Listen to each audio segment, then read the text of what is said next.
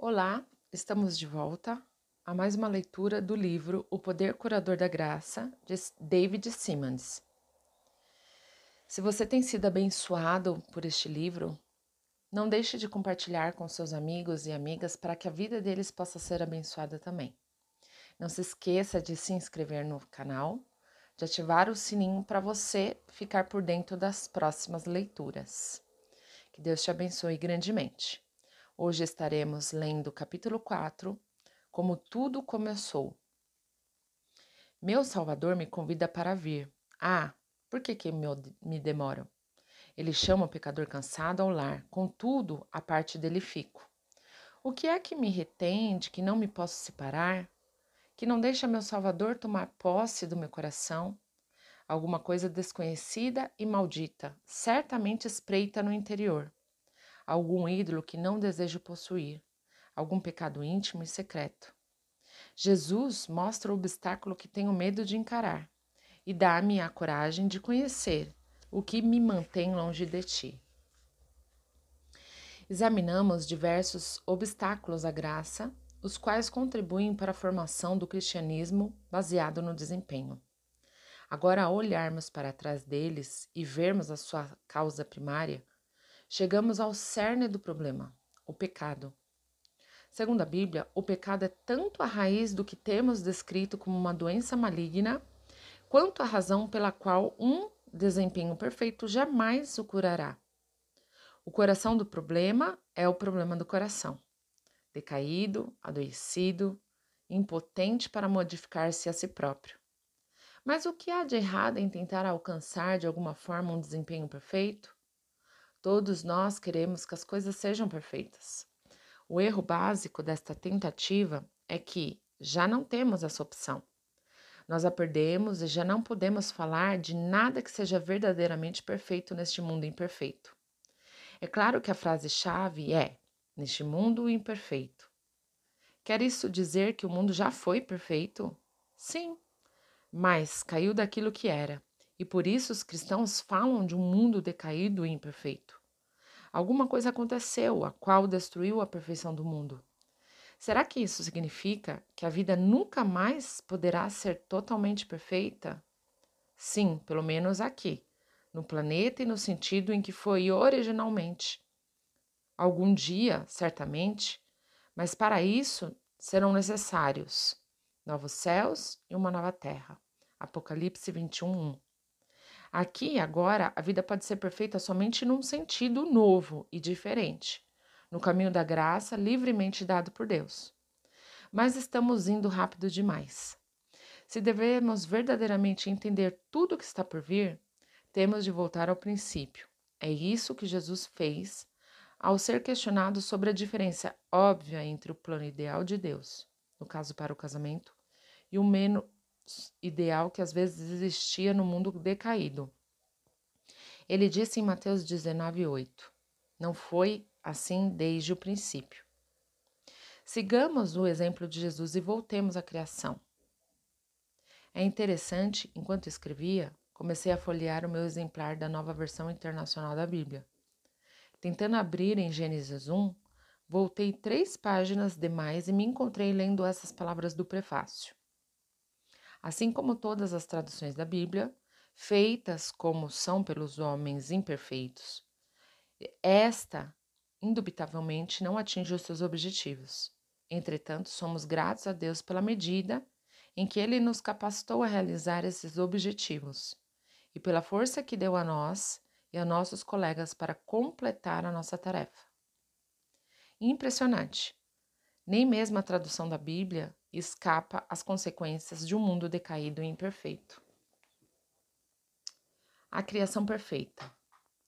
Os antigos filósofos costumavam discutir a origem da ideia que os seres humanos têm da perfeição. Não poderia ter sido a observação concreta da experiência, uma vez que nada neste mundo é perfeito. Como então puderam imaginar uma linha reta ou um círculo perfeito, quando na realidade tais coisas não existiam? De onde vieram essas ideias? E assim a discussão ia e vinha. Nós cristãos sabemos que a ideia do perfeito vem de um Deus perfeito que criou um mundo perfeito com seres humanos perfeitos, feito à sua perfeita imagem. A cada passo do processo criador, Deus declara que era bom. Gênesis 1, 11, 18, 21 e 24. Finalmente, ao criar a humanidade, a sua própria imagem, macho e fêmea, viu Deus tudo quando fizera, e eis que era muito bom. Gênesis 1, 31. Percebe você, só depois de ter criado seres à sua própria imagem, é que Deus achou que era muito bom. Tiago, em sua carta, acrescenta a importante palavra perfeito para descrever os dons criados por Deus. Toda boa dádiva e todo dom perfeito é lá do alto, descendo do Pai das luzes. Tiago 1,17. Pense agora em quão completamente perfeita a boa criação de Deus na realidade era. A sua descrição encontra-se nos primeiros 2 capítulos de Gênesis. Deus criou um universo perfeito, governado por leis perfeitas, perfeição universal. Gênesis capítulo 1, verso 1 ao 9 e do verso 14 ao 18. Descreve a criação dos céus e da terra. A luz, o firmamento, a terra, os mares, a vegetação, o sol, a luz, planetas, todas as criaturas viventes, com a provisão para o seu sustento.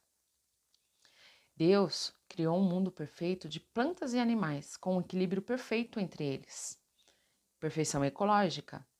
Gênesis capítulo 1, do 1 ao 11, do 11 ao 13, 20 ao 25 e 30, descreve o modo pelo qual Deus providenciou alimento e sustento para cada nível da sua criação. Deus criou um homem e uma mulher perfeitos com orientação sexual e identidade de gênero perfeitos. Perfeição psicofísica. Gênesis 1, 27. Homem e mulher os criou. Deus deu-lhes personalidades perfeitas, modeladas de acordo com a sua própria mentes com capacidades incríveis de aprender e emoções com forte senso de identidade e autoestima segura. Tudo isso para que o homem e a mulher dominassem sobre a criação. Perfeição mental, emocional e organizacional. E Deus os abençoou. E lhes disse: sede fecundos, multiplicai-vos, enchei a terra e sujeitai-a, dominai-a sobre os peixes do mar, sobre as aves dos céus e sobre todos os animais que esteja pela terra. Gênesis 1, 28. Deus deu-lhes companheirismo perfeito entre si, modelado de acordo com a harmonia de sua própria natureza social, na qual Pai, Filho e Espírito Santo vivem em unidade e amor perfeito. Uma perfeição relacional. Isso significa unidade e abertura perfeita, sem defesa, sem culpa, sem vergonha ou inibição. Pense nisto. Nada a esconder. Adão e Eva tinham a capacidade de uma união espiritual, emocional, física, sexual, perfeitos. Gênesis, capítulo 2, verso 18 ao 35. Os versículos 24 e 25 denotam muito mais do que o aspecto físico. Pressupõem que não havia barreiras de tipo algum, mental, espiritual, emocional ou física, tornando-se os dois uma só carne. Ora, o homem e a sua mulher estavam nus e não se envergonhavam. Deus deu-lhes uma comunhão perfeita com Ele mesmo, perfeição espiritual, Gênesis 3:8. Descreve o que fora criado para ser uma relação bela e natural de amizade entre Deus e os seres humanos. É o retrato incrível do Pai Criador, que anda e fala com seus filhos, quando ouviram a voz do Senhor, Deus, que andava no jardim pela viração do dia. Foi esta a pedra angular da criação. Deus havia promovido e provido satisfação perfeita, através do seu projeto perfeito, a todas as necessidades básicas que ele próprio implantara na personalidade humana. Seu projeto não era apenas perfeito, mas também perfeitamente natural, no sentido em que funcionava naturalmente. Cada coisa, cada animal e cada ser humano operava perfeitamente dentro do esquema que fluía da natureza criada. Nenhuma tinha de se esforçar para conseguir funcionar. Se vivessem conforme o perfeito plano divino e os perfeitos princípios divinos, tudo funcionaria perfeitamente. Os versículos 4 e 6 do Salmo 8 expressam essa realidade da melhor forma. Que é o homem que dele te lembres, fizeste-o por um pouco menor do que Deus, e de glória e de honra o coroaste, deste-lhe domínio sobre as obras da tua mão, e sobre os teus pés tudo lhe puseste. Deus abaixo dos seres humanos arraigados mais acima da natureza. Os seres humanos estão abaixo de Deus e arraigados, natureza mais acima dela. Foi esse o esquema perfeito. Se os primeiros seres humanos tivessem vivido de acordo com ele, tudo teria sido perfeito. Ah, mas esse era o enorme se. E aqui está a grande diferença entre Adão e Eva e toda a criação abaixo deles. As coisas, as plantas, os animais cumpriam o seu propósito sem ter de fazer escolhas. O seu destino tinha sido fixado para eles. Mas os seres humanos somente poderiam realizar o seu propósito, escolhendo permanecer dentro do relacionamento correto com o Criador. E a escolha significava que sempre haveria possibilidade de não permanecer nesse relacionamento. Os diversos termos bíblicos que descrevem o pecado expressam a ideia de ultrapassar uma linha, errar o alvo e não atingir o objetivo. A queda. O livro de Gênesis registra a história da escolha errada que a humanidade fez e as terríveis consequências que se seguiram. Chamamos a esse evento de queda. Os seres humanos, criados para viverem sobre e acima de todas as demais criaturas, mas abaixo de Deus, deram ouvidos à voz do maligno. Satanás, um dos maiores dentre todos os anjos, havia caído das alturas da perfeição. Essa queda é descrita em Isaías 14, versículo 12 ao 15, e Lucas 10, 18. Ele desejou ser semelhante ao próprio Deus e recusou-se a aceitar o seu lugar e caiu para o fundo do universo. Semeou a mortal semente da tentação da mente de Adão e Eva, até que começaram a questionar a bondade do caráter de Deus. Eles já não viam a limitação amorosa de Deus, não comerás da árvore, como provisão graciosa do Pai para que seus filhos desfrutassem ainda mais completamente de todas as demais árvores do jardim. Em vez disso, foram enganosamente levados a perceber essa limitação como uma proibição cruel provinda de um tirano. Escolheram não aceitar a palavra de Deus sobre as questões, mas fazer as coisas do seu próprio modo. Mesmo a essa altura, a questão não era escolher entre o bem e o mal, o certo ou o errado, pelo menos não no sentido em que usamos essas palavras agora. Adão e Eva somente tinham de viver em fé semelhante ao de uma criança. Não tinham de tomar decisões entre bem e mal, certo e errado, nem sequer sabiam o que essas palavras significavam. A única decisão que lhes cabia era escolher entre duas alternativas opostas, confiar na palavra de Deus e obedecer a ela, e não confiar nele e decidir por si próprio. Ou continuariam a viver num relacionamento de confiança e de recebimento com Deus, desfrutando dessa forma todos os seus dons perfeitos, ou se recusariam a permanecer nessa posição obediente e franca, lançando mão de sua própria vida, começariam a tomar decisões baseadas no que achavam ser melhor. Infelizmente, se rebelaram contra Deus e seu caminho. Recusaram-se a aceitar as limitações da sua humanidade e quiseram manter a sua posição acima da natureza, sem continuar abaixo de Deus. Tinham a perfeição, eram um pouco menor do que o próprio Deus, mas queriam mais. Queriam ser como ele, no sentido de serem iguais a ele. Gênesis 3:4. Agostinho expressou-o assim: e qual é a origem da nova vontade má, senão o orgulho? Pois o orgulho é o princípio do pecado. E que é o orgulho senão ânsia por exaltação indevida? E isto é a exaltação indevida, quando a alma abandona aquele a quem deveria se apegar como seu fim, e se torna uma espécie de fim em si mesma. Porém, quando Adão e Eva tentaram ser como Deus, não apenas não conseguiram tornar-se mais do que eram, mas, na verdade, tornaram-se menos do que Deus tinha feito eles para ser. Não puderam atingir a glória e a perfeição que pertencem unicamente a Deus. Em vez disso, perderam o único tipo de perfeição que tinham, um dom que lhes fora concedido como seres criados à semelhança de Deus. Por causa da queda, a imperfeição permeia todo o universo. Tente conseguir entender as perdas globais que aconteceram. A perfeição humana, original e inata se foi, e nunca mais a reconquistaremos através de nossos esforços. Não importa quão seriamente nos esforcemos para isso. Mas os cristãos orientados pelo desempenho acham difícil aceitar essa realidade e continuam vivendo como se pudesse reconquistar a perfeição. Se tão somente agirmos bem, se tão somente alguém trabalhasse com maior afinco, se tão somente as pessoas compreendessem, se tão somente Deus fizesse algo a respeito. Afinal, devia ser assim, portanto podia ser tão somente. Em contraste com a fantasia de desempenho em que muitos tentam viver, examinemos o que perdemos na queda. Perdemos a perfeição natural e ecológica. Romanos 8, 19 e 22 descreve como toda a criação agora é imperfeita, gemendo como dores de parto, aguardando o dia em que será redimida do cativeiro da corrupção. Basta olharmos para a destruidora lista de males naturais, como terremotos, tormentas, inundações, furacões, erupções vulcânicas, para vermos o desequilíbrio do mundo natural.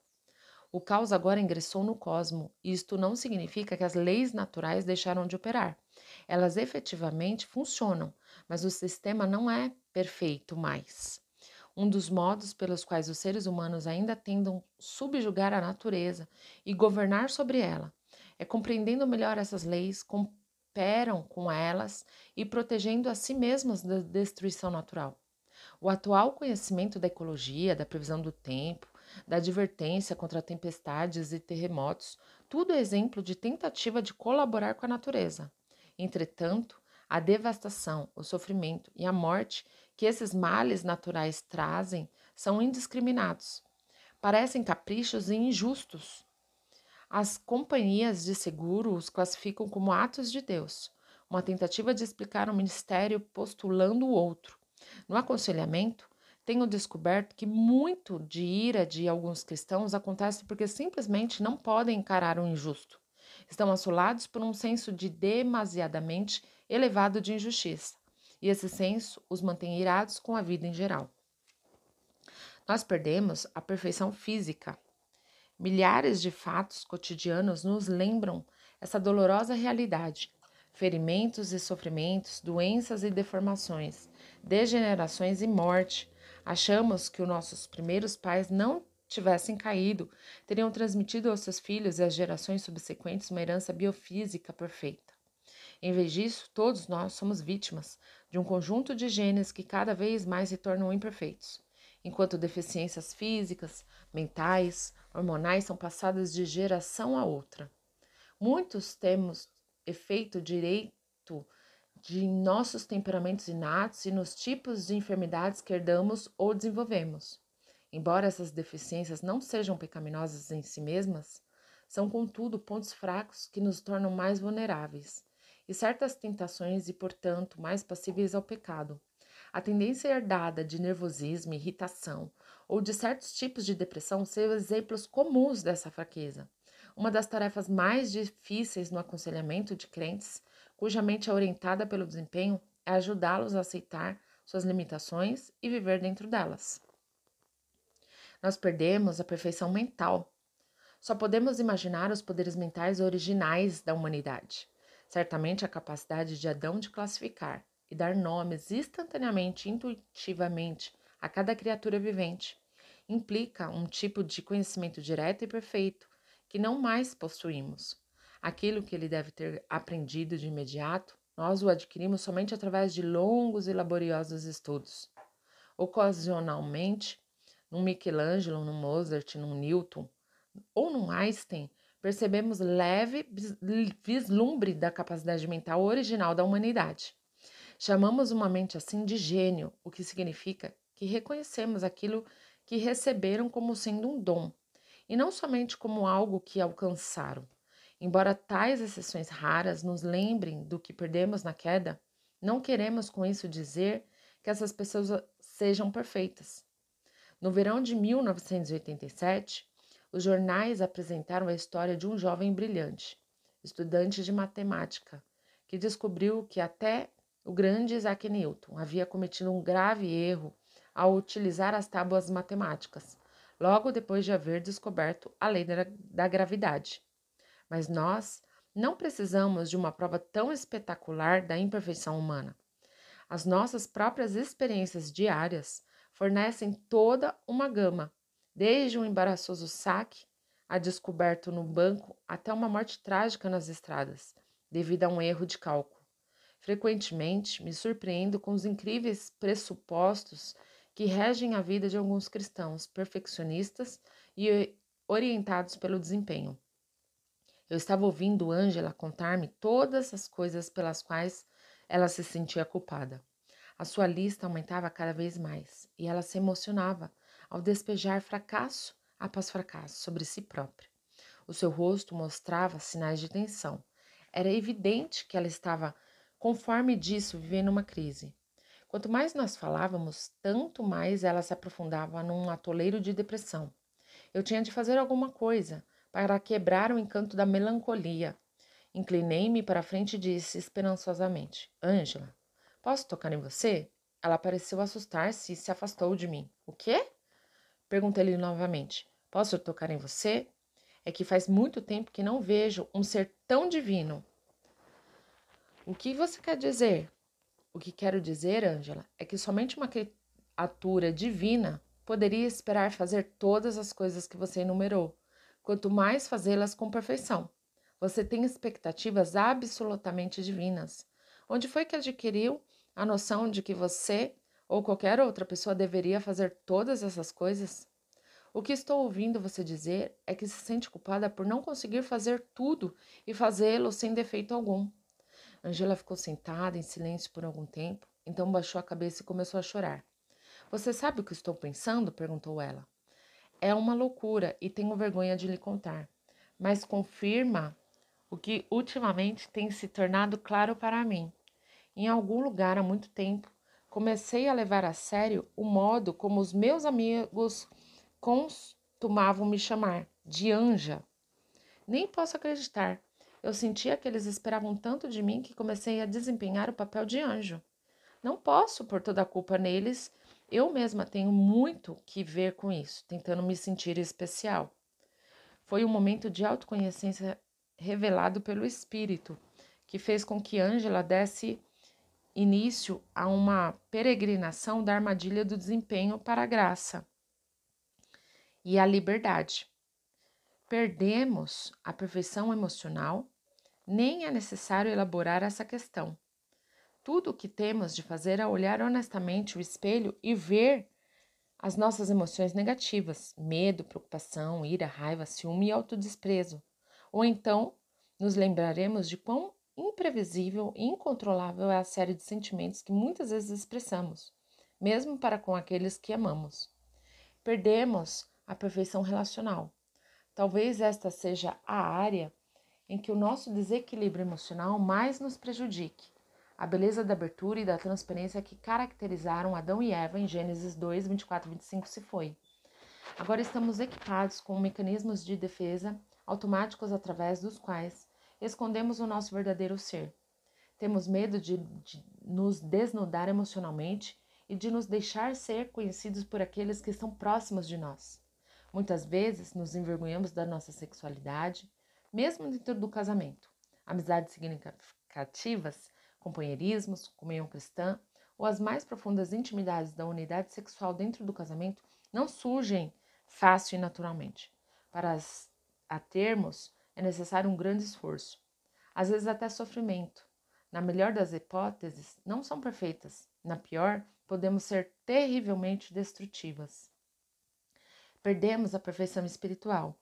Esta é a perda fundamental da qual provém todas as outras. Nossa centralização em Deus agora se transformou num egocentrismo. O que originalmente era um ser perfeitamente unificado e integrado agora está dividido e desequilibrado. A personalidade humana, antes em perfeita harmonia com Deus, com a natureza e com todas as outras coisas, e com ela mesma, agora está em conflito com cada uma dessas coisas. Desfiguramos aquilo que Deus criou e designou para ser chamado de filho. O que era perfeito está caído, torto e quebrado. Ao compararmos emocionalmente a beleza de Gênesis 1:2 com os gélidos destroços de Gênesis 3, espantamo-nos com as terríveis perdas que nós sofremos. Há retorno? Não há retorno? O pior de tudo é que não há retorno. O Senhor Deus, por isso, o lançou fora do jardim do Éden, a fim de lavrar a terra de que fora tomado. E expulso o homem, colocou os querubins ao oriente do jardim do Éden, e o refulgir de uma espada que se revolvia para guardar o caminho da árvore da vida. Gênesis 3, 23 e 24. Não há retorno ao tipo de perfeição representado pelo jardim do Éden. Perdemos não apenas o perfeito, mas também a capacidade de conquistá-lo, realizá-lo ou recuperá-lo. Nós verdadeiramente vivemos no paraíso perdido. Não há retorno. Mas não perdemos a lembrança do paraíso, nem a necessidade ou o desejo dele. Deus deixou em nós o anelo da perfeição.